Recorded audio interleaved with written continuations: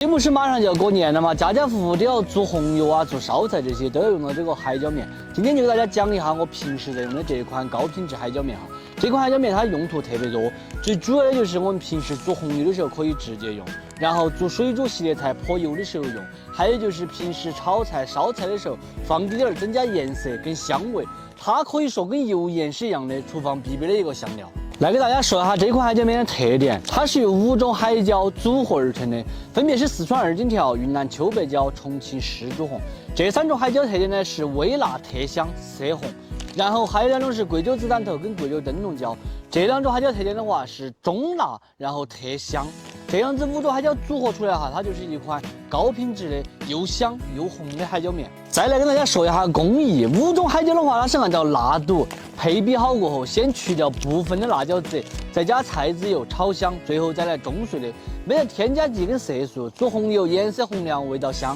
炒菜做水煮系列的话，也是又香又红。相比菜市场直接买的海椒面哈，品质真的是提升了很多个档次。最主要的一点是它磕得比较久，因为炒过的没得水分的常温它都不得坏。最后我来说下这个价格哈，我们这儿在菜市场去买一两普通的新一代海椒面都是2块5角钱，买回来的话最多磕2个月就发霉了坏了。今天我们这款海椒面呢，一包11斤装只要29块8，虽然说它比菜市场的要贵5块钱，但是我们使用的5种高品质的海椒，去掉部分籽再炒了过后中碎的，还是做菜煮红油专用的高品质海椒面，其他地方你买不到这种品质的海椒面哈。所以说贵这5块钱它是贵得值得的。家里面需要海椒面的朋友哈，可以点视频下方链接直接购买，做点红油，过年吃凉拌鸡、口水鸡，巴适得很，并且是从四川成都给大家发货，品质可以看得见的放心。